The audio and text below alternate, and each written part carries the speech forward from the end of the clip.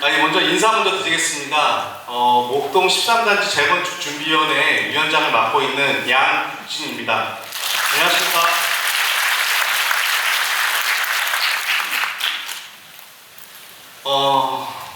사실 오늘이 14차 설명회입니다. 네, 총회고요. 14번째고 저희가 2019년에 창립 총회를 한 이후에 14번째가 됐는데 사실 오늘이 제일 떨리면서 기쁘기도 하고 가슴이 벅차기도 합니다. 왜냐하면 다들 아시겠지만 2025년 3월 13일 목동 13단지가 정비구역 지정 고시가 난 날입니다. 박수 한 번만 부탁드릴게요.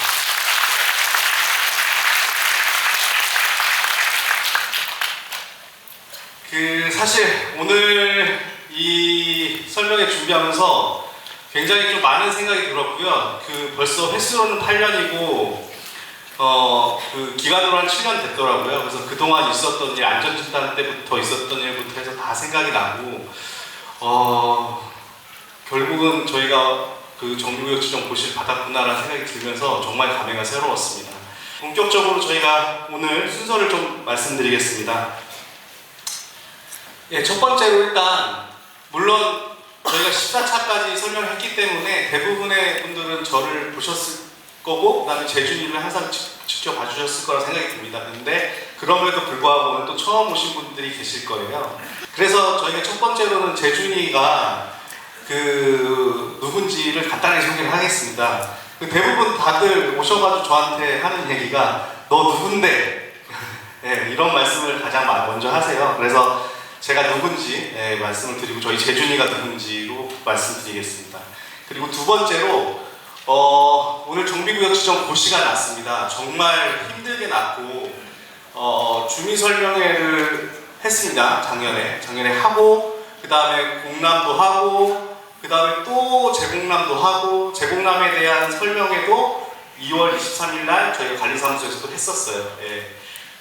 그리고 나서도 오늘 고시가 났는데 다 조금씩 변경이 됐습니다. 근데 이 변경된 이유는 여러 가지 시점에 대한 변경이 좀 있어요. 하지만 최종적으로 오늘 난 거에 대해서 도시계획업체 KTS 엔지니어링에서 설명을 드릴 거고요. 세 번째로 저희가 우선협상 대상자로 대신자산 신탁이 MOU 맺어 있습니다. 그래서 다들 궁금하실 거예요. 어떻게 어떤 과정을 통해서 선정이 됐는지. 그래서 그거에 대해서 저희 목동 13단지 재준이 신탁 TF 팀장님, 이동주 팀장님이 그거에 대해서 간략하게 설명을 드릴 거고요.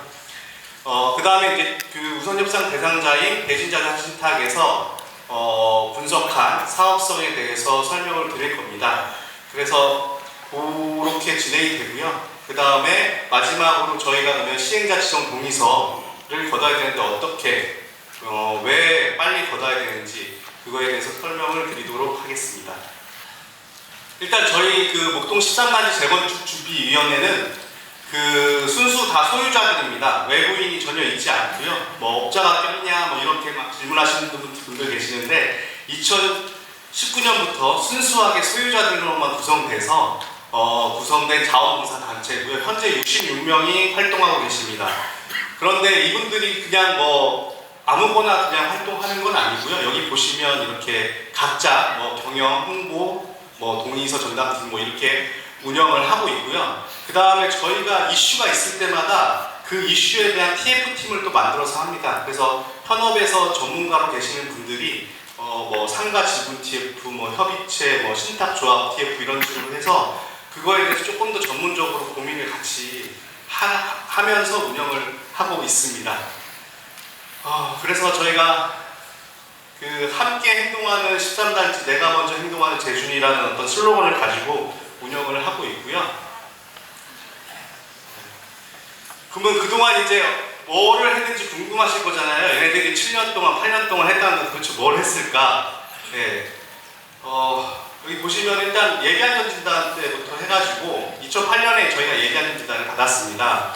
그리고 2019년도에 재건축 준비위원회를 창립을 했고요. 그 다음에 그 이후에 2019년도에 사실 굉장히 저희가 힘들었었어요. 왜냐하면 그 당시에 재건축이 뭔지 뭐 안전진단이 뭔지도 개념이 없을 때였는데 그 모금을 했습니다. 네, 안전진단 비용이 3억 한 2천만 원 정도 들었거든요. 그래서 그 비용을 모금을 해서 그 소유자분들이 저희한테 모금을 해주셔서 그 돈을 가지고 안전진단을 진행할 수 있었고요. 물론 그 중간에 보시면은 저희가 파란색으로 여기 6단지 최종 통과 19년에 써놨죠. 저게 안전진단 말하는 겁니다. 왜 써놨는지 제가 다음 장에 가서 말씀드릴게요. 그래서 이렇게 안전진단도 신청하고 저희도 뭐 통과하고 이렇게 쭉 2020년, 21년 이렇게 쭉쭉쭉 지내왔습니다. 그리고 저희는 파란색으로 2023년, 재작년이죠. 재작년 1월에 그 시행령이 바뀌면서 어쨌든 저희가 그 안전진단 저희도 통과를 했습니다. 근데 파란색으로 6단지가 19년도에 통과를 했고요. 저희가 23년도에 통과를 했습니다. 약 3년 몇 개월 차이가 나죠. 그런데 사실 지금은 크게 차이가 안 난 상황입니다. 그 6단지가 작년 8월 달에 아마 고시가 났을 거예요. 그리고 저희가 올해 지금 3월 달에 났으니까 4년 정도 되는 차이를 저희가 확 줄였다. 이 말씀을 좀 드리고요. 사실 이렇게 줄이기까지는 굉장히 쉽지 않았습니다. 그 신속통합 기획을 하냐 마냐 뭐 이런 것부터 해가지고 안전진단을 바로 재신청을 하니 마니 뭐 이런 여러 가지 과정들이 있었는데요. 그때마다 사실 그 아까 말씀드렸던 재준이 그 다음에 각 TF팀에서 그 현명한 판단들을 해주셔서 이렇게 6단지와의 간극을 줄일 수 있었습니다. 그리고 2023년 이후에 이제 저희가 지금 재건축을 조합 방식으로 할 건지 신탁 방식으로 할 건지에 대한 설명회를 2023년 5월달, 6월달, 8월달 이렇게 해서 총 3번에 걸쳐서 이 자리에서 했고요. 그렇게 설명회를 저희가 세 차례나 한 이유는 그만큼 이 재건축 방식을 어떻게 하느냐에 따라서 하느냐가 굉장히 중요했기 때문에 이렇게 3차례에 걸쳐서 했고 그 다음에 저 때도 다 온라인 송출을 했습니다. 그래서 최대한 많은 분들이 조합 방식과 신탁 방식의 장단점을 확인하시고 선택할 수 있도록 그렇게 해서 2023년 9월에 저희가 그 입주민들을 상대로 해서 투표를 했고요. 그리고 24년 2월에 우선 협상 대상자 선정 공고를 했습니다. 이 당시에 사실은 뭐 9단지나 뭐 신탁 방식을 선택한 단지들이 많잖아요. 9단지, 14단지 뭐 많은데 저희 보고 왜 이렇게 늦게 하느냐라는 항의가 굉장히 많이 왔어요. 어차피 9월 달에 방식이 정해졌으면 빨리 공고를 내야 되는 거 아니냐. 그런데 사실은 저희가 24년도 2월에 공고를 낸 이유는 23년도 것까지 그 재정 상태가 금감위에 올라오는 걸 기다렸다가 모든 그 회계 상태를 보고 나서 선정하고자 저렇게 조금 기간을 낮췄던 겁니다. 그거에 대한 선택이 지금 굉장히 좋은 선택으로 됐는데요. 그러니까 최종적으로 저희 시타사의 재정 능력을 끝까지 봤던 게 사실 저희한테는 굉장히 득이 됐습니다. 그래서 그거는 좀 이따가 이동준 TF 팀장님이 설명을 한 번 더 해주실 겁니다. 그렇게 했고 2024년 6월에 이제 MOU를 체결을 했고요. 그리고 이제 마지막으로 2025년 3월 13일 정비구역 지정 고시가 났습니다. 이렇게 저희가 그동안 2018년도부터 예비 안전진단 때부터 오늘까지 활동했던 현황을 말씀을 드렸고요. 요거는 저희가 그동안 활동하면서 항상 마음속에 가지고 있던 슬로건들입니다. 함께 행동하는 13단지, 내가 먼저 행동하는 재준이, 그 다음에 소유주로 이루어진 순수한 자원봉사 체계다, 우리는. 그 다음에 외부 업체에 휘둘리지 않는 조직. 근데 이 외부 조직에 흔들리지 않도록 해주신 소유자분들한테 너무 감사드려요. 왜냐하면 타단지 같은 경우는 정비구역 지정 동의서나 신속통합기획 신속통합 동의서를 거둘 때 OS 업체를 썼어요. 쉽게 얘기해서 이제 외부 업체를 씀으로써 이제 비용이 발생하죠. 비용 발생하는 것뿐만 아니고 그 비용을 외부에서 가지고 올 때는 또 그 업체에 나중에 휘둘릴 수 있는 그런 상황이 발생하는데 저희는 안전진단 비용하고 도시계획 업체 비용을 총 9억을 소유주분들께서 모금을 해주셨습니다. 그리고 그 돈을 가지고 운영했기 때문에 외부 업체에 흔들리지 않고 오늘까지 잘 올 수 있었습니다. 그래서 다시 한번 그동안 자원봉사 해주셨던 분들과 그 다음에 모금해 주셨던 소유주분들께 감사드립니다.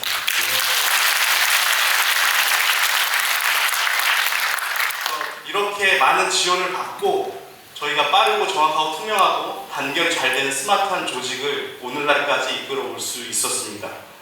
다음은 진짜 오늘 궁금하실 거예요. 오늘 우리가 고시가 잘 난 건지 잘못 난 건지 제대로 앞으로 개발할 수 있는지 이런 것들이 궁금하실 거라고 생각됩니다.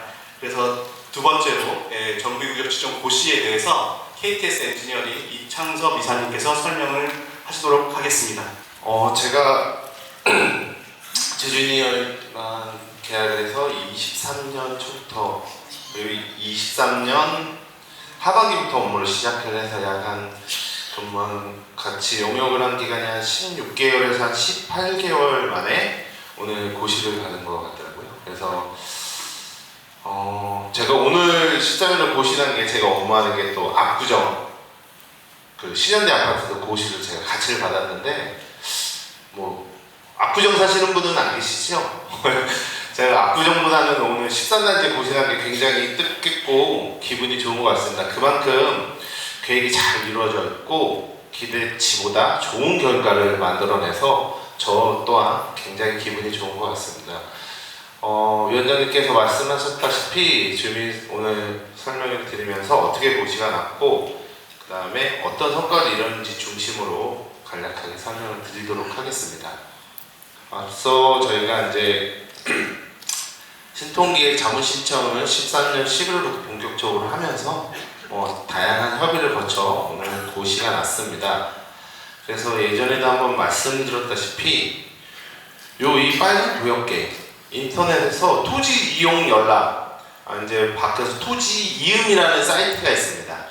그래서 그 사이트를 들어가 보셔서 저희 단지 집어를 치면은 이제 정비구역이라고 딱 이제 명시가 될 겁니다. 오늘은 아니고 저희가 이제 양천구 부동산 지적과 부동산 정보과에 도면 고시 요청을 하면 한 3월달 이내에는 저희 집원 치면 이 빨간 선이 딱 등재가 될 겁니다. 이렇게 지금은 안 돼 있는데 법적 효력은 오늘부터 효력을 갖지만 이제 한 2-3주 후에 여기 올라갈 거니까 그때부터 정식으로 저희는 재건축 단지가 되는 겁니다. 그래서 이제 정비구역 및 정비계획 결정에 대한 사항은 앞으로 새-아파트를 짓기 위해서 진행하는 각가지 수차례 인허가가 있을 겁니다. 그 인허가의 첫 번째이기 때문에 굉장히 뜻깊은 그런 날이라고 보시면 될 것 같습니다. 네, 용도지역은 3종 그 공원에 있던 부분이 이쪽으로 옮기기 때문에 일종이 공원으로 바뀌는 부분밖에 없으십니다. 예, 도시계획 시설 보시면은 공원이 2개가 이쪽으로 옮기는 부분, 그 다음에 사면이 도로로 3m 확폭하는 계획이 이제 있겠고요. 토지용 계획입니다. 이제 기정이라고 하는 것은 앞서 지구단위 계획, 목동 택지개발, 그리고 지구단위 계획 결정 나 있는 사항, 그 사항에서 변경된 저희별 근본에 변경된 사항입니다. 여기서 이제 저희 이제 성과라고 할 수 있는 부분은 타 단지 분들도 오셨을 것이라 예상은 하지만 그래도 저희 13단지에 대한 업적이라고 할 수 있는 부분은 기존에 이제 사회복지시설, 노인요양시설이나 데이케어 센터 같은 시설이 기존 지구단위 계획에서는 설치하도록 계획이 잡혀있던 부분은 금액은 빠지고 그 외에 이제 다른 시설, 임대주택이나 이제 그런 시설로 저희가 변경이 됐다고 보시면 될 것 같고요. 그 외에 이제 추가적으로 그 사회복지시설이 빠진 만큼 전체적으로 제가 오늘 오면서 저희 목동 단지에 대한 순부담률, 기부 체납률을 제가 한번 쫙 봤어요. 제가 13단지 것만 보다가 고시가 같이 낫기도 하고 13단지도 있고 6단지에서 봤는데 저희 단지가 기부 체납률이 이제 순부담이라고 하는 부분이 가장 적더라고요. 오늘 저도 알았습니다. 그 부분은 이 순부담이라고 하면 말 그대로 주민분들께서 부담해야 되는, 순수하게 부담돼야 되는 비율이 내가 가지고 있는 땅을 5.3%를 내놓는 겁니다. 근데 타 단지는 6% 내외로 되어 있기 때문에 저희가 한 1%에서 0.7% 이상은 대지 면적을 아꼈다라고 보시면 좋을 것 같아요. 그래서 좀 주민분들께서 기피하시는 사회복지시설도 없애고 최대한 대지 면적을 넓혀서 사용할 수 있는 그런 계획으로 결정났다라고 보시면 될 것 같습니다. 그리고 이제 보시다시피 공원 면적도 약 2,000을 줄였기 때문에 전반적으로 지구단위 계획에서 제시했던 면적에서 약 4,380제곱미터가 증가해서 당초 면적보다 한 15만 6천 제곱미터로 저희가 아파트를 지을 수 있는 대지를 확보한 사항입니다. 그러니까 예전에도 제가 말씀드렸는데요. 재건축에서는 뭐 높이 올라가네, 뭐 어떤 타입이지 뭐 다양하지만 땅을 이 대지를 가장 많이 확보하는 것이 좋습니다. 왜냐하면 분모가 되죠, 대지. 그래야지 용적률은 다 같은 300%인데 땅을 많이 확보하면 거기에 있는 용적률도 많이 지을 수 있기 때문에 밀도가 전반적으로 올라가기 때문에 대지 면적을 저희가 최대한 확보하는 데 중점적으로 계획을 한 부분입니다. 그리고 이제 용적률은 보시다시피 저희가 건축 설계 기법, 그 다음에 순부담률에 따른 부분, 그 다음에 임대주택 공급에 따른 부분에 따라서 총 300%에 대한 용적률을 계획하였습니다. 예, 보시다시피 그래서 저희가 이제 대지 면적이 두 개 나뉘기 때문에 10만 한 5만 정도 되는데요. 전체 용적률은 300%에게 동일하시다고 보시면 될 것 같아요. 그래서 이제 구역 대비 다시 한번 말씀드리면 이 순부담이라는 비율이 목동단지에서 가장 적다. 박수 한번 쳐주시죠. 제가 뿌듯해서 계속 강조해서 말씀드리고 싶습니다. 그래서 저희 단지 내에서 이런 확보한 부분이 있겠고요. 저희가 높이도 50층 이하, 49층이 최고 층수라고 보시면 될 것 같습니다. 그리고 이제 건축 계획에 대한 사항입니다. 뭐 많은 분들이 우려하신 부분은 뭐 사업성 이런 부분 대해서 뭐 상가가 빠져서 근상이 빠져서 좀 아쉬운 부분은 있으시겠지만 그런 부분은 나중에 추후에 정비계획 변경 없이 건축 그 심의를 통해서 충분히 확보하실 수 있으시니까 걱정 안 하셔도 될 것 같고요. 전체 이제 49층 지하는 이제 주차장 지하 1층 근생시설 일부 외를 제외하고 거의 주차장으로 활용할 수 있는 공간으로 마련했고요. 저희 연면적이 80만 제곱미터입니다. 어마어마한 규모죠. 80만. 그 규모에 저희가 총 이제 한 3,800세대가 들어가고요. 그중에 한 560세대 정도가 임대주택이 공급이 되고 있습니다. 여기서 이제 제가 설명을 마치면 질문이 분명히 있을 겁니다. 이 세대수에 대해서. 그래서 제가 항상 누차 말씀드리지만 앞으로 이제 건축 심의할 때, 사업 시행할 때, 또 분양 신청할 때 원하시는 평형대에 따라서 요거는 계속 변경이 가능하고 변경하실 수 있습니다. 그러니까 요 세대수에 너무 얽매이지 마시고요. 이 정도 우리가 세대수 3,500에서 4,000세대 내외로 우리 13단지가 건립되는구나. 이 정도는 가능하시면 될 것 같습니다. 그래서 저희는 이제 생각보다 세대수가 많이 일반 분양 세대수가 있기 때문에 뭐 정확하진 않겠지만 원하는 평형대로는 전부 가실 수 있는 걸로 저희가 그 비율을 배치한 거라고 보시면 될 것 같습니다. 그리고 주차 대수도 이제 세대수의 거의 한 2배 정도 가량 주차를 해봤기 때문에 이 부분도 마찬가지입니다. 좀 더 공사비가 많이 나와서 주차 대수를 줄일 건지 판단하셔도 되고, 아니다 우리 좀 한 2.23대까지 늘리고 싶다라면 충분히 늘리실 수 있기 때문에 지하 부분의 활용도는 언제든지 이제 주민분들의 의견을 모아서 변경 가능하다. 계획에 대한 세대수 다시 한번 말씀드리고요. 기부채납 임대가 사회복지시설에 빠지면서 한 81세대 정도 증가했습니다. 사실 이게 한 150세대에서 160세대를 저희가 순부담률 6%를 했으면 그 정도를 했어야 되는데 한 7, 80세대를 제가 아껴서 주민분들께 돌려드렸습니다. 이제 주민이용시설에 대한 부분입니다. 법적으로 저희가 세대수 대비 한 10,000제곱미터를 설치를 하는데요. 약 한 평균적으로 요구하는 사항이 이 법적 대비 한 2배 정도 필요를 하십니다. 그래서 보통 강남 3구는 3배에서 4배, 강북 지역은 한 1.5배 정도 되는데요.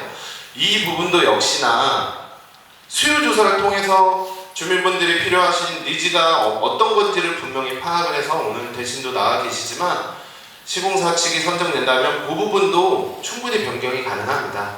뭐 불필요한 시설은 없애고 좀 더 필요한 시설로 증가할 수 있기 때문에 이 부분도 언제나 정비계획 변경이 유연하게 열려있기 때문에 굳이 이 부분으로 뭘 넣어주세요 지금 말씀 안 하셔도 됩니다. 언제든지 변경 가능하다는 부분 참고하시면 좋을 것 같습니다. 이상 이제 간단한 정비계획 관련된 사항을 말씀을 드렸고요. 제가 한 1년 8개월 정도 목동 13단지를 거의 뭐 주말마다 아니면 평일에 자주 오면서 양초구 들리면서 느낀 바가 13단지가 저는 처음에 조금 쉽지 않을 거다 생각을 했는데 생각보다 굉장히 원활하게 잘 진행이 된 것 같습니다. 그 이유는 뭐니 해도 위원장님이나 재준이 분들이 노력도 많이 해주셨는데 타단지에 비해서 주민분들이 많이 힘을 실어주신 것 같아요. 그래서 동의도 빨리 얻었고 주민 설명회 때도 뭐 의견에 대한 부분이 크게 문제가 되지 않았기 때문에 주민분들의 열정과 이 성의가 또 지원이 큰 도움이 될 것 같습니다. 저는 이제 오늘로써 이제 마지막 보고가 되고 업무가 종료가 됐지만 앞으로 이 정비계획에 대한 사항, 다 궁금한 사항이 있으면 언제든지 연락 주시면 성실하게 답변 드리도록 하겠습니다. 감사합니다.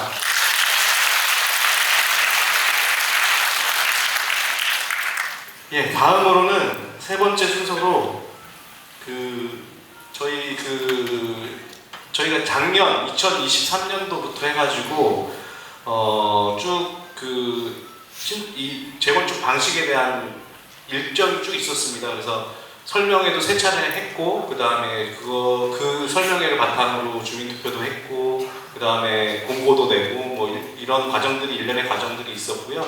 그런 일련의 과정들을 저희 재건축준비위원회 저희 소유주십니다. 소유주이신 신타 TF 이동준 팀장님께서 설명을 해 주시도록 하겠습니다. 네, 안녕하세요. 저는 목동 13단지 소유주 이동준입니다. 지금 위원장님이 신타 TF라고 말씀하셨는데 정식 명칭은 조합 신타 TF입니다.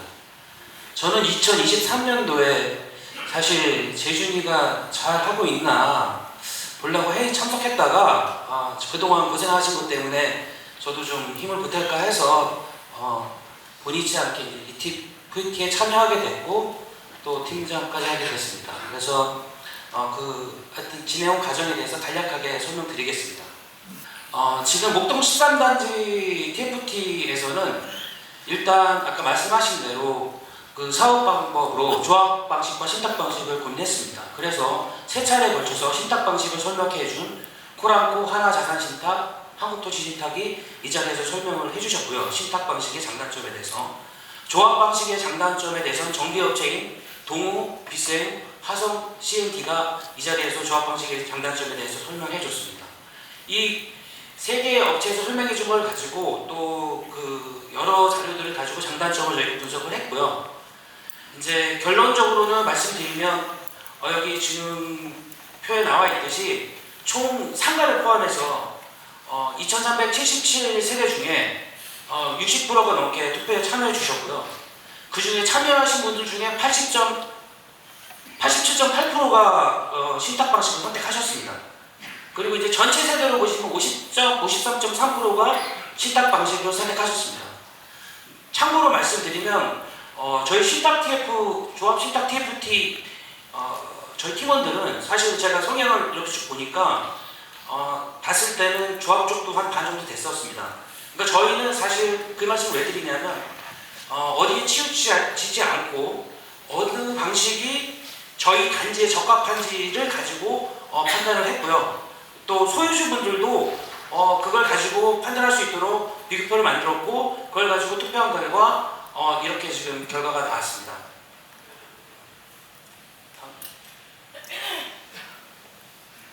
그래서 그 신탁 방식으로 결정하고 난 후에는 어떻게 신탁사를 선정하는 게 투명한 것인가에 대해서 고민을 했고요. 거기에 대한 원칙을 세웠습니다. 투명한 당연히 공정성 있게 관리하고자 했고요. 그 다음에 일반 경쟁 입찰, 복수 입찰 원칙을 세웠습니다. 근데 이제 뒤에서도 아시겠지만 목동에는 7개 단지에서 신탁 방식을 선택을 했습니다. 현재 예비 신탁사로 다 선정이 된 상태인데 그만큼 조합 방식과 신탁 방식에 대해서 지금 목동 주민들의 고민이 많다는 걸 알 수 있습니다. 그리고 7개 단지, 신탁 방식을 선택한 7개 단지는 다 공통적으로 다 단독 입찰을 했습니다. 이제 뒤에서 저희가 설명을 드릴 텐데 저희 복수 입찰이 원칙이었지만 또 대신 또 단독 입찰을 했습니다. 왜 그렇게 될 수밖에 없었는지 설명드리겠습니다. 입찰 과정에서 이제 저희가 이제 계약 기간 중에 재준위 비용 부담 면제, 그다음에 입찰 방법 이런 부분에 대해서 저희 소유주들이 유리할 수 있는 입찰 지침서를 작성했습니다. 근데 제가 이걸 하게 되면서 저희가 다른 단지보다 아까 위원장님이 말씀하셨지만 신탁사를 늦게 선정한 편입니다. 그 덕에 다른 단지의 평가표와 입찰 지침서를 입수해서 전부 다 분석했습니다. 저희가 강남에 있는 아파트 또 저희가 신탁 방식으로 진행하는 곳에 입찰 지침서와 평가표 입수해서 저희가 분석을 했고요. 근데 공교롭게도 여기 타 단지를 공통으로 갖고 계신 분들도 있는 걸로 제가 알고 있습니다. 하지만 그 전에 진행됐던 신탁 입찰 지침서와 평가표는 제가 봤을 때나 저희 TFT에서 분석한 결과 재준위에서 작성한 게 아니고 신탁사에서 제공받은 겁니다. 그 신탁사가 지금 선정된 신탁사가 재준위에 준 겁니다. 그렇게 올리라고. 왜냐하면 그거는 이제 그 입찰 지침서나 평가표를 보시면 알 수 있습니다. 저희는 이제 그걸 보고 사실 조금 혼돈에 빠졌지만 저희는 그거를 위해서 타파하기 위해서 많은 신탁사들이 참여해 주길 바랬습니다. 그래서 평가표도 만들고 많은 신탁사가 접촉을 하게 됐습니다. 지금 이번에 보시면 저희 신탁조합 TFT가 선택한 신탁사 리스트는 8개입니다. 저희는 한토신, 한자신, 코랑코, 하나, KB부동산, 신한자산, 대신자산신탁 지금 목동에서 활동하고 있거나 선정된 신탁사 혹은 저희 쪽에 컨택해서 입찰을 하고 싶다는 신탁사 모두 컨택해서 입찰할 수 있도록 저희가 문을 열었습니다.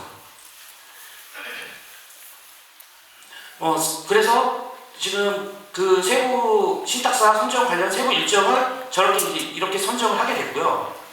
그 다음에 그 평가 방식을 결정하고 적격 신탁표를 작성하고 공고 기간을 1개월을 가졌습니다. 뒤에서 보시면 아시겠지만 공고 기간을 1개월을 가진 단지는 저희밖에 없습니다. 이것은 무슨 의미냐 하면 공고 기간을 5일이나 7일을 가진 단지는 공고가 의미가 없다는 거죠. 이미 들어올 때가 정해져 있다는 뜻입니다. 한 달은 여기 보시면 이제 7개 단지가 있는데 저희는 24일을 공고를 했고요. 나머지 단지들은 이거는 지금 나라장터, 그러니까 민간화된 누리장터죠. 정부 사이트에 올라가 있는 입찰 현황을 제가 다운받은 겁니다. 입찰 공고 기간만 봐도 저희가 이제 많은 그 신탁사들을 참여시키기 위해서 계속 문을 열어놨었습니다. 마지막까지 저희 그 13단지에 들어오고 싶어하는 신탁사들은 정말 많았습니다. 그런데 그 저희 평가표 자체가 그 회사 입장에서는 조금 어려운 좀 문제가 있었습니다. 좀 말씀드리긴 좀 그렇지만 이게 민감한 문제긴 한데 수수료를 0.35를 제시하는 건 알고 계시겠지만 KB, 하나, 한자, 한토 이렇게 제시했는데 이미 이렇게 제시했기 때문에 저희 쪽에 낮게 들어올 수가 없는 상태였고 저희는 가격을 되게 중요시 여겼습니다. 자, 이 부분은 좀 자, 이거는 제가 이제 그 예비 신탁사 선정된 수수료율인데 타단지에 이제 혹시 소유주들이 아시면은 또 저희한테 아니면 그분들이 또 그분들이 또 힘들어질 수 있어요. 그래서 제가 이제 빨리 이제 페이지를 넘긴 겁니다. 그러니까 결론적으로는 저희는 그 신탁사 선정하는 데 있어서 신탁 수수료 부분도 굉장히 중요한 비중을 뒀다는 겁니다. 이제 그로 인해서 한 세대당 한 8천에서 한 9천만 원 정도의 그 다른 단지에 비해서 수수료 절감 요인이 이제 생긴 거죠. 그 다음에 이제 지금 여러분들이 이제 요즘 그 2023년도, 2024년도만 해도 이제 둔촌주공 때문에 조합 방식에 대한 사람들이 굉장히 부정적인 생각이 많았었습니다. 조합으로 하게 되면서 조합이 뒤집어지고 이러면서 이제 건축비가 올라가고 사업이 지연되는 거에 대해서 그래서 신탁 방식을 많이 선호하는 그런 추세였고 목동도 그래서 반반이 됐습니다. 하지만 다시 또 요즘 PF 때문에 부동산 경기가 안 좋으니까 신탁사가 쟤네들 잘 할 수 있는 건가 부실하지 않은 건가 이런 부분에 대해서 또 혹시 불안해하시는 소유주분들 당연히 계실 거라고 생각합니다. 뭐 물론 저도 당연히 소유주니까 저도 불안합니다. 그런 점에 대해서 확인한 내용입니다. 이제 신탁사는 그 은행의 BIS 비율, 그다음 보험사의 RBC 비율처럼 신탁사는 그 금융위에서 NCR 비율로 관리합니다. 빨간색으로 표시되어 있지만 그 NCR 비율이 150 이상을 유지를 해야 됩니다. 무조건. 안 그러면 금융위원회로부터 단계적으로 경영 개선 조치를 받습니다. 은행도 그렇고 보험회사도 그렇고 그 금융위에서 지정해준 그 기준이 있습니다. 자, NCR 비율은 150 이상을 유지해야 됩니다. 그게 이제 공고공. 지금 현재 150 미만으로 떨어져서 매각에 나와 있는 신탁사도 있습니다. 자, 그러면 저희가 목동에서 활동한 6개 신탁사, 물론 이제 포란코는 선정되진 않았지만 6개 신탁사의 NCR 비율을 5년 동안 분석을 해봤습니다. 물론 그 선정 당시에는 2023년도까지만 분석을 했고요. 오늘 오면서 이제 2024년도까지 지금 업데이트를 했습니다. 보시면 이제 아시겠지만 전부 150%는 충분히 다 넘습니다. 150%는 넘고요. 특징적으로 보시면 위에 대신자산신탁, KB부동산신탁, 하나자산신탁, 금융권을 끼고 있는 그 신탁사들은 NCR 비율이 높은 편이고요. 그 다음에 이제 신탁업으로만 하고 있는 그런 신탁사들은 NCR 비율이 좀 낮은 편입니다. 쭉 보시면 이제 그 내용을 알 수 있을 겁니다. 그래서 지금 신탁 방식, 그 다음에 신탁회사, 이에 대해서 약간 불안한 마음이 있으시더라도 이 비율을 보시고 이 점에 대해서 좀 신뢰하셔도 충분하다. 저는 이렇게 말씀드리고 싶고요. 일단 재준이는 이제 나중에 이제 또 회사를 하겠지만 이 내용들은 이 업을 하고 있는 신탁사나 그다음 나중에 또 만들어질 정사위에서 계속 끊임없이 이 금융투자 회사 공시 금투협에 들어가면 누구나 볼 수 있습니다. 저 NCR 비율은 매월 공시하도록 되어 있습니다. 매월 공시하도록 되어 있고 분기별로도 공시하도록 되어 있고 연도별로도 공시하도록 되어 있습니다. 외부에서 감사해서 공시하는 거기 때문에 되게 중요한 자료입니다. 그래서 대신 아니더라도 신탁사에 대해서 내가 조금 좀 그 회사 건전한지 안 건전한지 확인하고 싶을 때는 금투협의 홈페이지 들어가서 확인하시면 됩니다. 요거는 이제 저는 이제 마무리 다 했고요. 좀 두서없이 말씀드렸던 점 양해 부탁드립니다.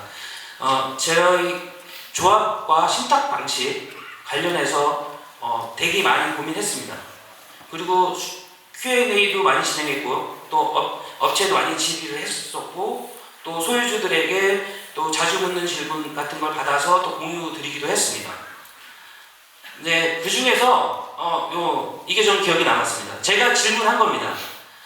제가 제 입장에서 어떤 게 제일 좋냐고 물어봤을 때 여러 답변을 받았는데 그 중에 기억나는 것 중에 어떤 신탁사인지 정비업체인지 모르지는데 누군가가 저에게 이렇게 답변을 줬습니다. 근데 저는 신탁 방식과 조합 방식을 고민하지 마십시오. 네. 그거는 목동에 7개 단지가 있고 나머지 7개 단지가 또 조합으로 가는 것만으로도 방식이 성공의 승패를 좌우하지 않습니다. 지금 이렇게 참여해 주시는 것만으로도 저희는 잘 갈 수 있을 거라고 생각됩니다. 좀 두서가 없었습니다. 감사합니다.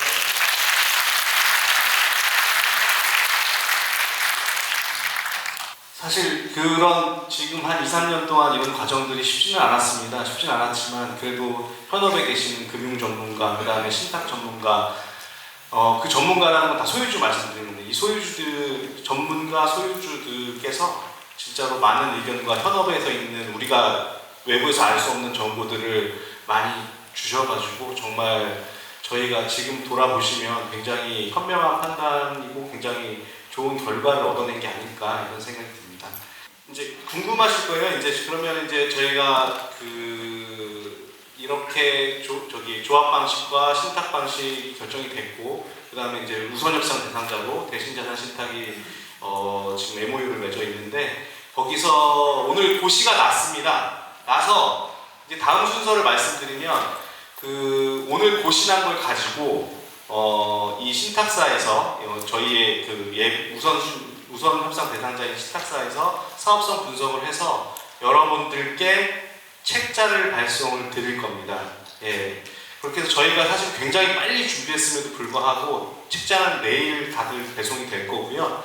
그 배송이 되시면 그 책자를 보시고 그 책자에 동의서 작성 방법도 나와 있고 우리가 지금 실제 신탁사에서 분석한 사업성이 어떤지 분담금이 어떻게 되는지 공사비 분양가에 따라서 어떻게 변하는지 이런 것들을 다 설명을 해놨습니다.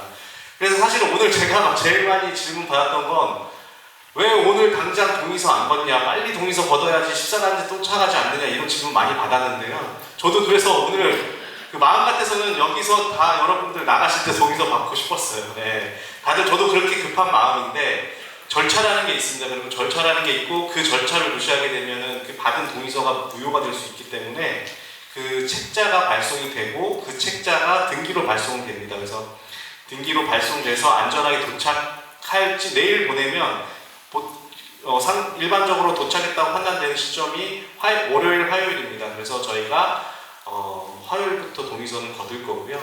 그 관리사무소에 저희가 다 상주하면서 받을 겁니다. 예.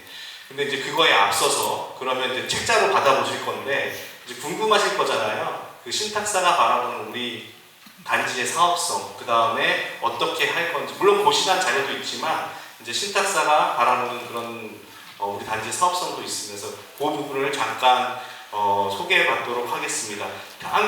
대신자산 신탁의 김동현 본부장님께서 발표해 주실 겁니다. 큰 박수로 맞으시기 바랍니다. 네, 반갑습니다. 다시 인사드리겠습니다. 저는 대신자산 신탁의 김동현 본부장입니다. 반갑습니다. 네, 오늘 3월 13일 그 구역지정고시 정말 진심을 축하드리고요. 13일, 13단지 뭔가 느낌이 좋지 않으세요? 네, 저는 굉장히 느낌이 좋다고 생각을 하고요. 오늘 제가 이거를 준비하면서 5가지 꼭지로 한번 말씀을 드려보려고 합니다. 일단은 제가 이거를 하다 보니까 오늘 좀 지루할 수도 있습니다. 왜냐면 제가 말씀드리는 게 전부 다 숫자입니다. 네, 그리고 단위가 굉장히 큽니다. 네, 그래서 제가 지금부터 개요부터 해서 좀 말씀을 드리도록 하겠습니다. 네, 이게 지금 현재 저희 단지 배치도입니다. 그래서 저희는 이 길을 두고 저희가 1단지, 2단지라고 저희가 한번 팀에서 설명을 좀 드리도록 하겠습니다. 네, 먼저 건축 설계 개요입니다. 이 건축 설계 개요는 저희가 사업 수지를 분석하기 위해서 저희가 설계를 좀 그렸고요. 오늘 구역 지정 고시 난 거를 바탕으로 해서 저희가 설계를 했습니다. 근데 앞서 저기 KTS 이사님이 말씀하신 대로 이 개요는 확정은 아닙니다. 앞으로 주민 여러분들에게 저희가 설문조사를 통해서 주민분들이 원하시는 평형이나 타입들을 반영해서 향후에 저희가 다시 수정할 계획입니다. 이거는 그냥 참고로 봐주셨으면 좋겠습니다. 저희 사업대지 면적입니다. 전체 1, 2단지를 합쳤었을 때 약 47,200평 정도, 그리고 지역지구는 제3종 일반 주거지역, 그리고 지구는 지구단위 계획구역입니다.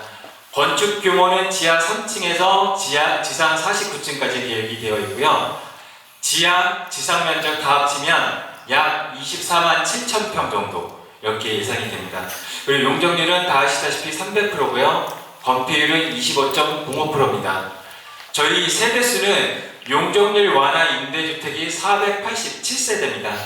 그리고 앞서 말씀드린 대로 기부채납, 요거는 이제 사회 기반 시설을 저희가 설치하지 않으면서 임대주택을 드리는 부분입니다. 그래서 이게 한 81세대입니다.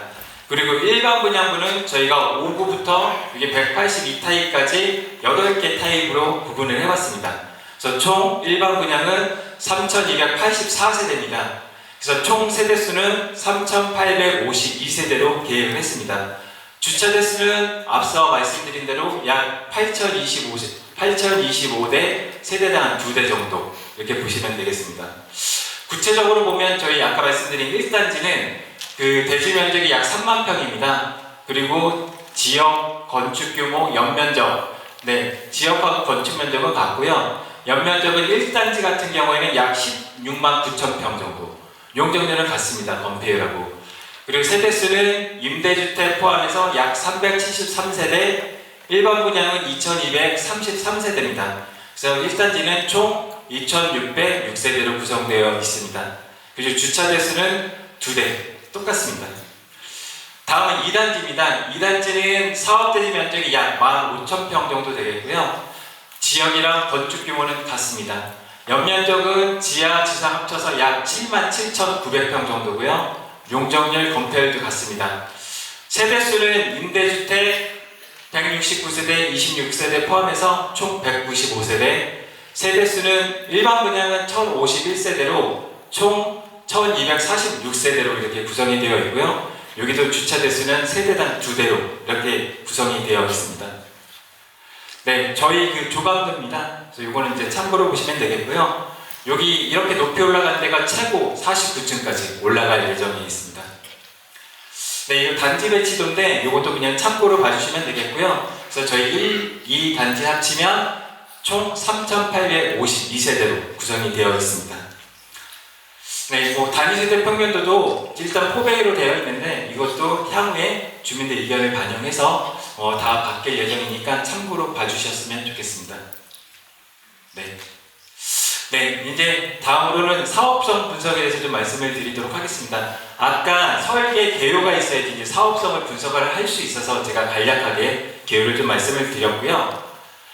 네, 저희 그 총수익과 종전자산 평가 추정이 됩니다.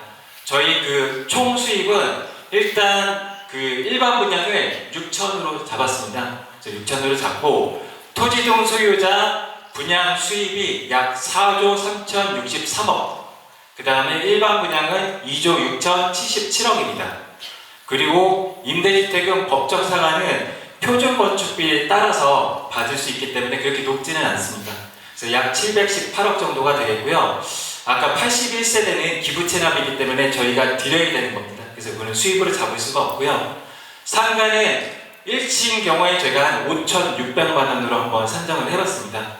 그래서 토지등 소유자는 약 907억, 일반 분양은 2,853억의 이제 수입을 저희가 받고요. 총 금액은, 총 수입은 약 8조 3,061억 정도 이렇게 된다고 볼 수 있겠습니다. 그 다음에 종전자산 평가 같은 경우에는 이제 서울시에 그 저희가 정비구역 지정을 위반하기 위해서 그 감평을 받은 게 있습니다. 저희가 그 자료를 그대로 썼고요. 저희가 모든 분들이 다 그 동의나 분양을 받지 않는다는 가정을 했을 때 한 10% 정도는 현금 청산제로 저희가 한번 받습니다. 그래서 종전자산 평가는 약 3조 6,094억 정도, 네, 이렇게 지금 보고 있습니다. 네, 다음에 총 사업비입니다. 총 사업비를 보시면 가장 큰 게 공사비입니다. 네, 공사비는 저희가 약 910만 원 정도를 책정을 했는데 이거는 저희가 임의로 한 게 아니라 저희 기술팀의 도움을 받아가지고 산정을 했고요. 이 910만 원은 착공 전 저희가 에스컬레이션까지 반영한 금액입니다. 그래서 약 평당 910만 원을 적용을 했고 공사비는 약 2조 2,760억 정도로 책정을 했습니다. 그 다음에 뭐 외주 용역비, 그 다음에 금융비용, 여긴 또 금융비용이 크다 보니까 그래서 이자, 분담, 중도금, 사업비, 대출, 이자 이런 부분이 약 1조 2,092억 정도 외로 좀 큰 분포를 차지하고 있고요. 예비비, 저희가 단지가 크다 보니까 예비비도 약 1,100억 정도 좀 많이 잡아놨습니다. 이 사업비를 너무 이렇게 타이트하게 잡아놓으면 나중에 부족했을 경우 주민들이 분담금을 더 내야 되는 경우가 있습니다. 그래서 일단은 저희는 사업비를 좀 넉넉하게 잡아놓은 편입니다.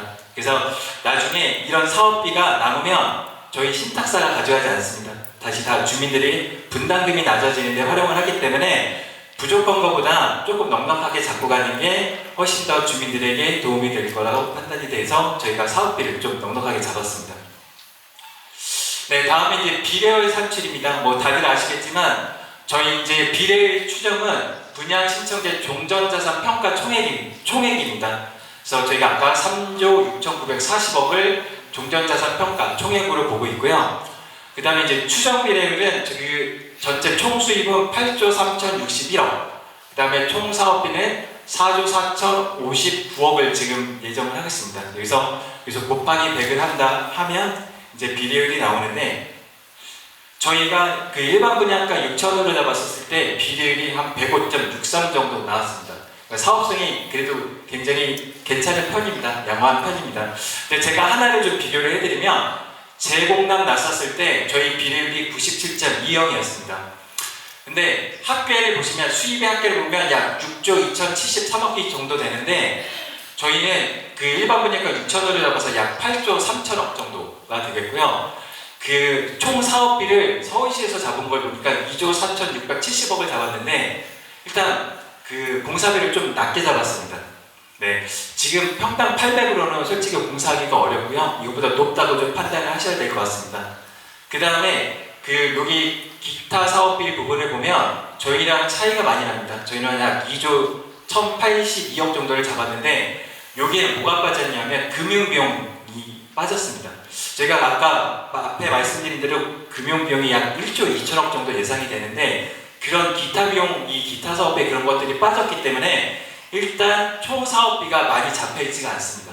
네, 그래서 일반적으로 약 저희가 봤을 때 총 사업비는 그래도 4조 4천억 정도는 되지 않을까라고 저희가 판단을 하고 있고요. 그렇다 하더라도 저희는 비례율이 약 105.63으로 굉장히 양호한 상태입니다.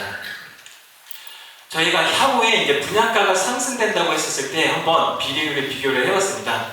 일단 6천으로 잡았을 때 약 105%, 그 다음에 6,300일 때 114%, 그 다음에 6,500일 때 120%, 6,700일 때 126%, 7,000일 때 약 134.72%인데, 이거는 이제 저희가 추정으로 한 거고, 이제 그 분담금에 영향을 미치는 주요 사항 중에 하나가 이 공사비입니다. 그 다음에 이제 사업이 지연이 되면 금융비용들이 올라가겠죠. 네, 그 다음에 정부의 정책 등이 있을 수 있는데, 이런 것들만 없다면 충분히 이 비례율은 지켜서 나갈 수 있을 것 같습니다. 근데 현재 지금 목동에 거래들이, 저희 13단지에 거래들이 지금 많이 되고 있습니다. 최근에도 많이 되고 있는데, 한 1, 2억씩 이렇게 올라간 집들도 있습니다.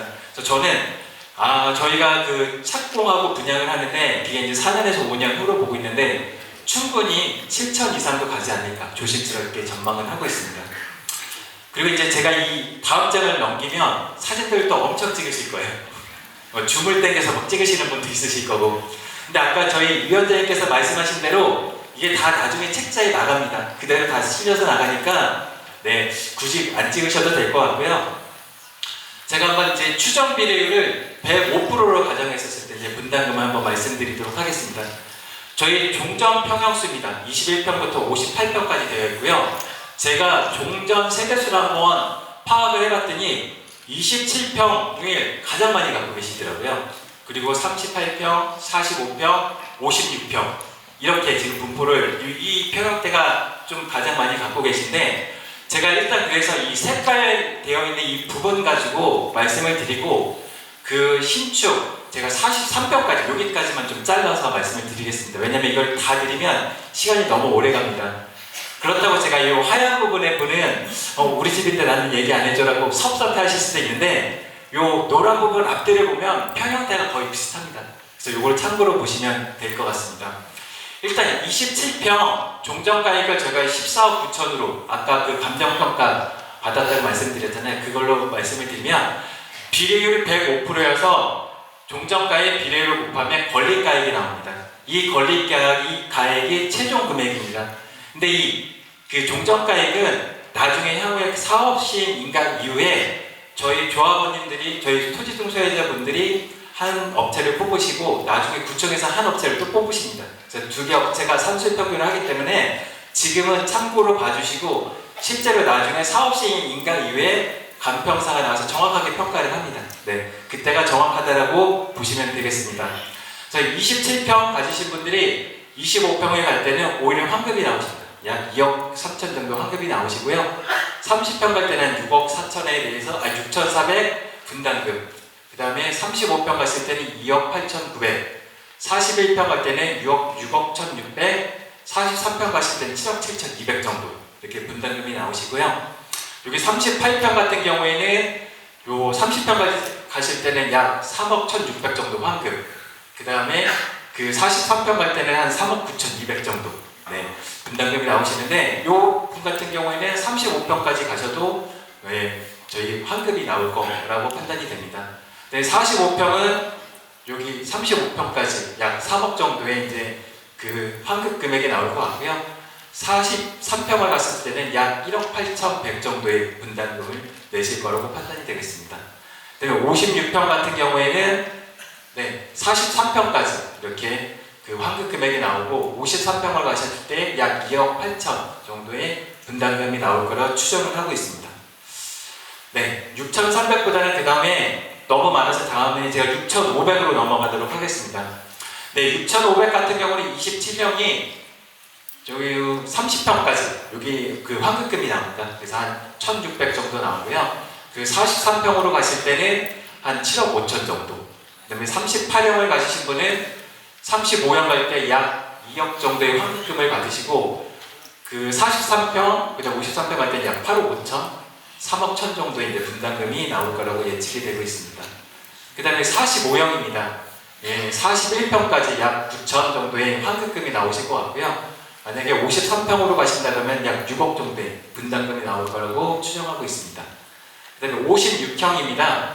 여기는 43평까지, 44평까지 한 그 3억 6,500 정도의 환급 금액이 나올 것 같고요. 53평 때는 한 1억 6,500 정도의 분담금이 들어갈 거라고 판단이 되고 있습니다. 네, 마지막으로 이제 7천입니다. 7천일 때는 27평을 가지신 분이 30평을 갔을 때 한 9,600 정도 환급이 나오실 것 같고요. 그 다음에 그 84로 갔을 때는 한 1억 6,600 정도의 분담금이 나올 거라고 추정하고 있습니다. 그 다음에 38평입니다. 여기 그 84까지 35평까지 약 3억 1,800 정도 환급금이 나오실 것 같고요. 43평 갈 때는 한 2억 4,500, 53평 갈 때는 8억 1,700 정도 분담금이 나올 거라고 추정하고 있습니다. 다음에 45평입니다. 45평은 43평까지 약 2,300만 원 정도의 환급금이 나올 것 같고요. 54평 갈 때는 한 5억 4,800, 56평 가지신 분은 44평까지 한 5억 2,200 정도의 환급이 나오고 54평을 갈 때는 4,900 한 60만 원 정도 이렇게 그 분담금이 들어갈 거라고 추정을 하고 있습니다. 그래서 전체적으로 보면 목동이 7천만 원까지 간다고 하면 주민 여러분들에게 같은 평형 들어갈 때는 충분히 환급이 나올 거라고 가정을 하고 있고요. 저희가 봤을 때는 다른 타 단지보다도 저희가 사업성이 그래도 또 좋지 않을까 이렇게 지금 저희는 판단을 하고 있습니다. 그래서 이건 어디까지 좀 추정치이고요. 저희가 착공하는 그 시점에 7천 이상 나온다면 주민들 분담금이 더 줄어들 수 있는 좋은 단지다 이렇게 저희가 평가를 하고 있습니다. 네, 그래서 이 자료는 저희가 그 월요일날 책자에 다 실어서 다 배포를 해드릴 예정입니다. 아까 위원장께서 말씀하신 대로 저희도 오늘 다 동의서를 받고 싶은데 동의서를 받으려고 하면 서울시의 정보몽땅이라고 있습니다. 거기에 클린업 시스템에 이런 추정 분담금을 입력하게끔 되어 있습니다. 그래서 그걸 입력하고 책자를 발송한 이후에 동의서를 내주셔야 되는데 오늘 갖고 계신 거 잊어버리지 마시고 잘 갖고 계셨다가 월요일이나 화요일에 바로 내주셨으면 감사하겠습니다. 그러면 이제 향후 향후 사업 추진 일정에 대해서 좀 말씀을 드리도록 하겠습니다. 일단은 이게 지금 약간 노멀한 그냥 그 평균적인 일정입니다. 만약에 주민 여러분들께서 동의서를 빨리 내주신다고 하면 저희가 5월에 사업 시행자 지정 고시를 받을 수가 있습니다. 그 이후에 2026년도에 시공사 선정 유동적입니다. 좀 빨리 뽑을 수도 있고요. 그 다음에 2027년도에 사업 시행 계획 인가입니다. 그리고 28년 1월에 관리처분 인가인데 그 이후에 29년도에 철거, 30년 4월에 착공 및 분양, 이렇게 해서 한 5년 정도 후에 착공이 분양을 할 수 있을 거라고 판단이 되는데 대신자산 신탁의 장점이 있습니다. 저희가 인허가를 단축하는 직원을 채용을 했습니다. 그래서 오로지 인허가만 담당하는 직원이 있습니다. 이 인허가만 담당하는 직원은 다른 신탁사에는 없습니다. 저희가 최초로 채용을 했고요. 네, 이 동의서 제출 안내는 이따가 위원님께서 말씀해 주실 것 같아서 넘어가도록 하겠고요. 양식만 한번 말씀드리겠습니다. 갖고 계신 양식이 2양식입니다. 그래서 이제 지정동의서 인적사항을 여기다가 기재를 해주시고요. 자필 서명한 다음에 꼭 지장 날인을 해주셔야 됩니다. 네, 이 부분만 잘 지켜주시면 될 것 같고요. 이 뒤는 이따가 위원님께서 말씀을 해주실 것 같고, 오늘 또 이렇게 라이브 방송을 하니까 저희 또 대신자산 신탁에 대해서 또 잘 모르시는 분들이 있습니다. 그래서 제가 짧게 저희 회사 설명드리고 들어가도록 하겠습니다. 저희 뭐 큰데 믿으실에서 대신증권은 다 잘 아실 겁니다. 저희는 대신 파이낸스 그룹이고요. 저희 그 자산 신탁을 비롯해서 그 증권 약 9개의 계열사로 되어 있습니다. 원래 저희는 이제 증권으로 시작해서 금융으로 발전하다가 이제 부동산까지 저희가 많이 진출을 하고 있습니다. 네, 저희 그 대신증권이 지금 대기업으로 지정이 된 거를 말씀을 드리는 거고요. 저희는 그 6개 부분 15개 부서로 되어 있고요. 한 140명 직원으로 되어 있고, 저희 도시정비사업본부가 이렇게 따로 있습니다. 그래서 저희 도시재생본부 3팀은 목동 14단지에 전념을 해서 저희가 끝까지 책임을 지고 진행할 예정에 있습니다. 네, 저희가 2024년도 수주실전인데 신임은 역세권입니다. 서울이고, 그 다음에 태계원, 김해 동성아파트 유단 800세대 정도 되고요. 해운대까지 전국적으로 많이 하고 있고, 저희가 작년에 우선 협상 대상자 된 이후에 정말 잘 풀렸는지 저희가 작년 기준으로만 도시정비 사업 실적 3위 안에 들어갔습니다. 네.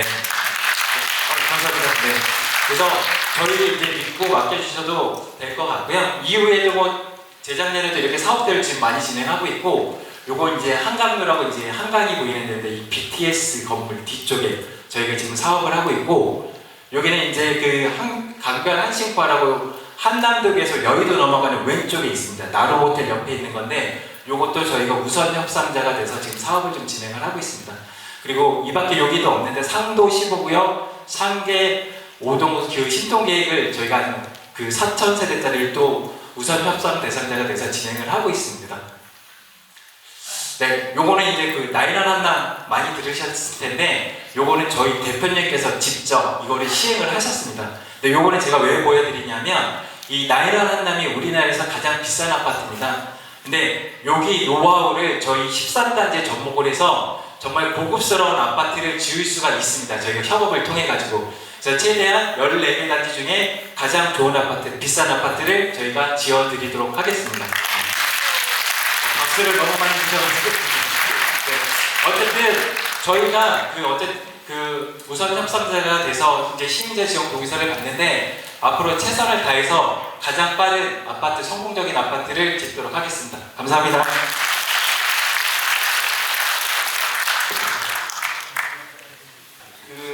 사실 잘 안 보이시겠지만 지금도 저는 떨고 있습니다. 네.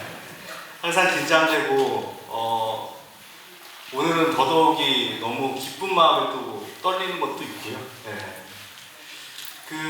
마지막으로 이제 저희가 쭉 흘러왔던 내용도 말씀드렸고, 지금의 사업 방식에 대해서 이게 어떻게 선정됐는지도 말씀을 드렸고, 또 오늘 지정고시를 바탕으로 해서 앞으로 어떻게 사업이 진행될 건지, 어떤 미래가 있는지도 말씀을 드렸던 것 같습니다. 그러면 이제 저희가 왜 그 시행자 지정 동의서를 빨리 거둬야 되는가, 여러 가지 이제 실질적인 말씀을 좀 드리겠습니다. 사실 이제 저희가 14개 단지 주변에 너무 많은 경쟁 상대가 있어요. 사실 제가 지난주에 14단지 분 안 계시죠? 14단지 일주일 먼저 고시났다고 엄청난 항의와 약간의 욕설을 들었거든요. 근데 이제 원래는 14단지하고도 원래 한 달 차이 났습니다. 근데 한 달 차이 났는데, 정말 저희가 한 달을 일주일로 줄이느라고 사실 저뿐만 아니고 아까 발표해 주셨던 이창섭 이사님도 엄청 고생하셨어요. 그래서 그뿐 아니라 그 저희 재준이 안에 있는 그 서울시 협의 TF에서도 그 개인적인 여러 가지 연을 통해서 최대한 앞당기려고 노력을 했습니다. 그 덕분에 8단지하고 10단지도 같이 난 거 아닌가 이런 추측도 한번 해보는데요. 네. 어쨌든 저희가 신축의 효과를 위해서는 사실은 제일 먼저 나가야 되는 이유가 첫 번째입니다. 그래서 저희가 첫 번째고 저희가 한 세 번째, 네 번째가 된다라고 하면 굉장히 그 신축 효과가 떨어질 거다. 왜냐하면 분양 물량 자체가 폭탄으로 떨어지면 값어치는 떨어지게 돼 있습니다. 예. 그리고 저희가 먼저 신축이 되어 있으면 나중에 후발주자들 공사하는 전세 수요를 더 끌어당길 수 있습니다. 그러다 보면 전세값이 올라가면 신축에 대한 저희가 먼저 개발해놓은 먼저 신축한 그 아파트의 값어치가 전세가가 올라가면 가치가 올라가잖아요. 예. 그런 효과를 누릴 수 있고요. 저희 13단지는 사실은 그 지하철역을 끼고 있습니다. 당연히 지하철역과 중심 상가를 중심으로 해서 상가 개발을 할 건데 이 상가를 먼저 저희가 선점해서 개발을 해놔야 그 프리미엄 효과, 그 프리미엄 그 브랜드들 있잖아요. 뭐 스타벅스라든가 뭐 이런 브랜드들이 먼저 들어와서 자리를 잡을 수 있습니다. 그런 효과도 누려야 되고요. 가장 많은 걱정하시는 게 이주 문제입니다. 저희가 사실은 지금은 다 속도가 비슷한 것 같이 보이실 수도 있어요. 하지만 이주심의라는 걸 받습니다. 사업시행 인가 이후 뭐 이제 그 관리처분 되고 하기 전에 이주심의를 받는데 그 이주심의에서 순서가 밀리면 사실은 그 완전히 밀린다고 생각을 하시면 됩니다. 그래서 근데 이 이주 심의를 빨리 받는 것도 좋은 거지만 사실 실제 이주 나가셨을 때 그 전세가가 싸야 될 거잖아요. 저희가 첫 번째로 나가면 싼 전세가에 구할 수 있지만 저희 바로 다음 단지 뒤따라오는 곳만 해도 아마 그 조금 오른 전세가로 이 주변으로 가야 됩니다. 근데 그런 것에 대한 금융 비용들. 그래서 이주비 대출을 그러면 누가 내냐고 맨날 물어보세요 저한테. 법적으로 이주비 대출에 대한 그 부담은 소유주가 하게 돼 있습니다. 그래서 저희가 사업비로 넣든 아니면 개별로 납부를 하시든 어차피 분담금에 사업비로 넣게 되면 분담금에 포함이 되는 거거든요. 그래서 그런 금융 비용을 줄이는 데도 굉장히 큰 역할을 할 겁니다. 그래서 이거 말고도 저희가 속도를 좀 내야 되는 이유에 대해서는 여러분들 더 잘 아실 거라고 생각 들고요. 아까도 말씀드렸지만 절차가 있더라고요. 이렇게 고시가 나야 되고요. 안내책자 등기 발송을 해야 됩니다. 그래서 지금 발송을 하고 그걸 받았다는 가정하에 이제 동의서 작성을 하는데요. 저희가 그러다 보니까 제 마음 같아서는 여기 나가실 때 다 이렇게 줄 세워가지고 동의서 지금 받고 싶어요. 제 마음 같아서는. 근데 이런 절차들이 있고 이런 절차를 지켜야 되기 때문에 저희가 책자를 받으신 다음에 그 내용들을 보시고 거기에 계약서나 아니면 이런 내용들도 다 있습니다. 운영 규정이나 이런 거 들어있기 때문에 그런 걸 확인하시고 3월 18일 날 관리사무소로 오시면은 동의서 작성을 할 수 있습니다. 근데 생각보다 정비구역 지정 저희가 동의서 받을 때도 굉장히 많은 서류들을 내주셨었어요. 그런데 생각보다 이번에도 많은 그 서류들 제출해 주셔야 됩니다. 그래서 단독 명의 경우에는 동의서하고 개인정보 수집 이용 동의서, 그 다음에 신분증 사본, 주민등록 등본, 그 다음에 가족관계 등록부 이렇게 되는데 공동 명의일 경우에는 추가되는 게 있습니다. 그래서 대표 소유자, 가족 중에 누가 대표이냐, 대표 소유자 선임 동의서 한 부가 필요하고 그 다음에 고유자 모두의 지장이 필요합니다. 그래서 이거는 저희가 정비구역 지정 신청할 때도 대표 선임자 선임을 했습니다. 근데 그거는 거기로 끝난 거고 요것도 또 다시 그 지장을 찍어주셔야 됩니다. 그래서 이렇게 그 진행을 할 거고요. 아까도 말씀드렸다시피 목동 13단지 내 관리사무소에서 저희가 지금 동의서를 걷고 있습니다. 그리고 3월 20일, 여기 잘못됐네요. 제출 기간이 3월 18일부터 저희가 받을 예정이고요. 오전 10시부터 오후 5시까지 이렇게 진행될 겁니다. 요 옆에 써놓은 거는 제가 여태까지 자주 드렸던 말씀이에요. 사실 그 목동 13단지가 용적률이 160%입니다. 항상 제가 비유를 드리면 저희가 과학고 꼴찌다 그런 말씀을 드리는데, 과학고 꼴찌가 사실 서울대 가고 싶잖아요. 진짜 남들보다 진짜 열심히 해야 서울대 갈 겁니다. 근데 이 지금 보시면 빨간색이 저희 핸디캡이고요. 그 밑에 파란색들은 전부 다 저희가 그동안 쌓아왔던 업적들입니다. 예, 저희가 최저 신탁 수수료, 그 신탁 세대당 사실 저희가 한 1,100만 원 정도 될 겁니다. 270억이니까. 타단지 대비해서 저희가 800만 원에서 1,100만 원 정도 절감한 효과가 있습니다. 예, 박수 한 번만. 이런 효과가 있고요. 그 다음에 사회복지시설, 사실 제가 간단하게 썼는데 저희 사회복지시설 정말 힘들게 삭제를 했습니다. 근데 요거에 대한 비하인드 스토리를 말씀드리자면, 여기 14단지 안 계시죠? 네. 아까부터 불안하게 14단지 와 계실까봐. 네. 14단지에 원래 그 사회복지시설이 있었고요. 거기는 구청에서 장애인시설로 그렇게 요청을 했습니다. 그리고 그거는 구청에서 장애인시설로 쓰기 위한 구역이었습니다. 그런데 서울시에서는 그 구청에게 어떤 땅을 줄 생각이 없었어요. 네, 자기네들 허가권자이기 때문에. 그러다 보니까 이제 서울시에서는 자기네들이 쓸 데이케어 센터를 그 부지를 사용했으면 해서 14단지에서 이제 데이케어 센터를 받은 거고요. 그렇게 해서 이제 자기네가 구청에서 쓰고자 한 장애인 시설이 못 받았잖아요. 네, 못 받았으니까 저희 단지에 넣고 싶어서 논의를 한다는 얘기를 제가 들었습니다. 첩보를 듣고 그 구청 담당 팀장님과 그 여러 설전을 통해서, 아니 서울시에서 줄 생각이 없는 걸 굳이 또 우리 거에 넣어서 또 심의를 올리겠다는데 그게 말이 안 되잖아요. 네. 그래서 그 굉장한 설전을 통해서 결국은 그 서울시에서 어차피 너희한테 구청한테 줄 생각이 없으니 우리가 원래 작성했던 그 사회복지시설 제외한 그 안을 좀 올려달라고 이렇게 해서 그게 관찰이 돼서 서울시 안으로 올라간 겁니다. 그래서 결국은 서울시하고 협의가 잘 된 사회복지시설이 없어진 그 안으로 오늘 고시가 난 거고요. 물론 저희가 18세대의 추가 임대주택이 생겼지만 저희 분양이 30세대 넘게 35세대의 분양 물건이 생겼습니다. 이 업계에 계시는 분 잘 아시겠지만 약 430억의 저희의 그 사업성이 증가한 거고요. 이걸 세대별로 나누면 세대당 약 2천만 원의 수익을 저희는 잡고 시작하는 겁니다. 그래서 이런 진짜 큰 수익이 있다는 거 박수 한 번만 또. 제가 오늘 너무 엎드려 절받기를 많이 한 것 같은데. 네. 그리고 자원봉사입니다. 아까도 말씀드렸지만 타단지, 제가 몇 단지라고 얘기는 안 하겠습니다. 타단지들은 그 정비계획 동의서, 신통기획 동의서를 받는데도 OS 요원을 썼어요. 근데 그 비용이 2억에서 3억 정도 됩니다. 네, 그런 비용들을 써가면서 한 단지와 저희는 순수하게 자원봉사자분들이 다 일일이 그 동의서 받아주셨습니다.